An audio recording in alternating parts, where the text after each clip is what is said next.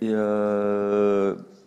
il y avait eu des pièces de théâtre comme Betrayal de Harold Pinter, où il y avait un film qui s'appelait Memento, qui était à moitié à l'endroit, à moitié à l'envers.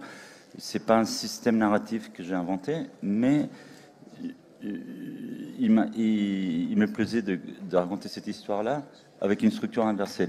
Pour faire cela, le film, c'est l'histoire d'une nuit qui part de ce qui devait être une superbe nuit parce que le personnage joué par Monica devait annoncer quelque chose de très important à son fiancé et après tout se passe mal. Euh, et j'avais écrit 12 séquences de manière très succincte sur 12 pages de papier. Et du coup, c'était l'évolution de quelque chose qui va vers ce qu'on appelle la civilisation, vers la barbarie. Mais j'avais vérifié que ça marchait dans les deux sens. Après, on l'a tourné de manière chronologique, le film, en 5 semaines et demie.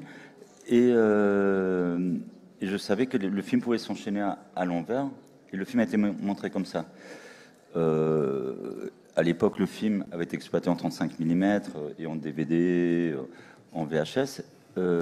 Juste maintenant, pour la ressortie du film en 4K, je me suis retrouvé avec le matériel en bonne définition.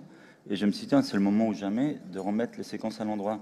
Christophe Rossignon, le producteur, m'avait dit plusieurs fois, quand est-ce qu'on voit le film à l'endroit et plein d'autres gens me l'ont demandé. Et je me suis dit, tiens, je suis à la salle de montage, j'ai le matériel en bonne définition, je vais le faire. Et ça marchait trop bien. Et du coup, cette idée qui était peut-être prévue pour être un bonus du Blu-ray est devenue un film qui,